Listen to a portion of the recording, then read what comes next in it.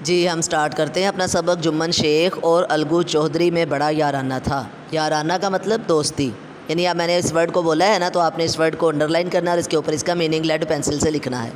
ساجھے میں کھیتی ہوتی تھی۔ ساجھا کہتے ہیں شراکت کو، اشتراک کو، حصہ داری کو، جیسے ہم پارٹنرشپ کہتے ہیں نا، مل کے کام کرنا۔ اور کھیتی کاشتکاری، کیونکہ گاؤں کے لوگ ہیں تو ان کا جو پروفیشن ہے، جو پیشہ ہے، وہ فصلیں اگانا ہے، کاشتکاری کرنا ہے۔ لین دین میں بھی کچھ ساجھا تھا۔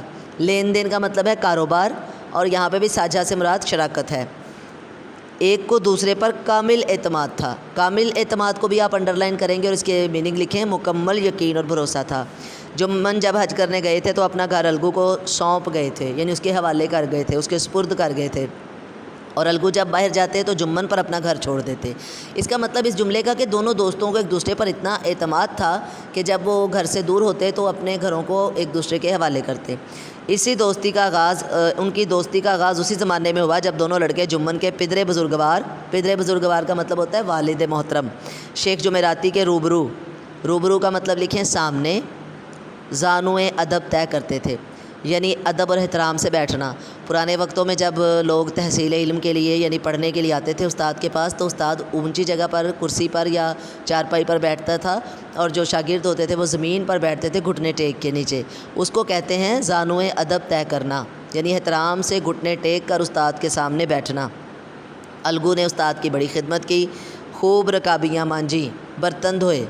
رکابی کہتے ہیں اس چھوٹی سی کٹوری کو جس میں ہم سالن وغیرہ ڈالتے ہیں، جو تھوڑی ڈیپ ہوتی ہے، اور مانجی دھونا، خوب پیالے دھوئے، یعنی ان کی خدمت کی۔ اس کا مطلب جب گھر میں استاد سے وہ پڑھنے جاتا تھا تو ان کے گھر کے بھی کافی زیادہ کام جو ہے وہ کرتا تھا، اپنے استاد کا حقہ گرم کرنا، یعنی حقہ دم نہ لینے پاتا تھا۔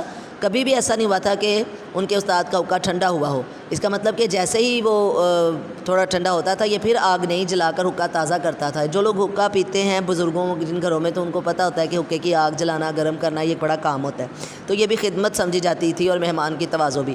ان کے باپ پرانی وضع کے آدمی تھے۔ پرانی وضع سے مراد ہے پرانی عادات کے، پرانے مزاج کے تھے۔ تعلیم کے مقابلے میں استاد کی خدمت پر زیادہ بھروسہ تھا، یعنی پرانے زمانے میں لوگوں کی یہ سوچ تھی کہ بچہ اگر استاد کا ادب کرے گا، احترام کرے گا، خدمت کرے گا تو اس کو زیادہ علم آئے گا، بجائے اگر وہ کتابوں پہ زیادہ فوکس کرے گا تو پھر وہ اتنا شاندار طالب علم نہیں بن سکتا، بلکہ احترام اور ادب سے، یعنی با ادب با نصیب اور بے ادب بے نصیب کے اس فارمولے پر پرانے لوگ بہت زیادہ جو ہے وہ عمل کرتے تھے۔ اور وہ کہا کرتے تھے استاد کی دعا چاہیے، جو کچھ ہوتا ہے فیض سے ہوتا ہے، یعنی فیض استاد کا کرم، ان کی وہ نظر جو وہ اپنے شاگرد کو فائدہ پہنچانے والی نظر ہوتی ہے نا، اس کو فیض کہتے ہیں۔ اور اگر الگو پر استاد کے فیض یا دعاؤں کا اثر نہ ہوا تو اسے تسکین تھی کہ تحصیل علم کا کوئی دقیقہ اس نے فروغ گزاشت نہیں کیا، یعنی اگر استاد کی دعاؤں سے ہی تعلیم ملنی اور اثر ہونا تھا تو اسے تسکین تھی۔ تسکین سے مراد اسے سکون تھا، اسے حوصلہ تھا کہ تحصیل علم یعنی علم حاصل کرنے کا کوئی دقیقہ اس نے فروغ گزاشت نہیں کیا تھا۔ یہ میں نے آپ کو کل بورڈ پہ بھی کلاس میں لکھوایا تھا، دقیقہ فروغ گزاشت کرنا کا مطلب ہوتا ہے کوئی کمی نہ چھوڑنا، کوئی کسر باقی نہ رہے، آخری حد تک بھی آپ کسی کام کے لیے کوشش کرتے ہیں تو اس کو کہتے ہیں اردو میں، ٹھیک ہے۔ جس کا میننگ آپ بک کے اوپر لیڈ پینسل سے لکھتے جائیے اور آپ کو ان کو یاد بھی کرنا ہے اچھے سے۔